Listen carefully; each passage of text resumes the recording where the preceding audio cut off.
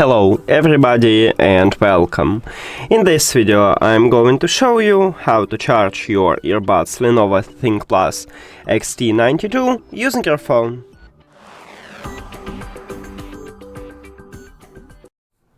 All you need to have for this is just USB-C to USB-C cable.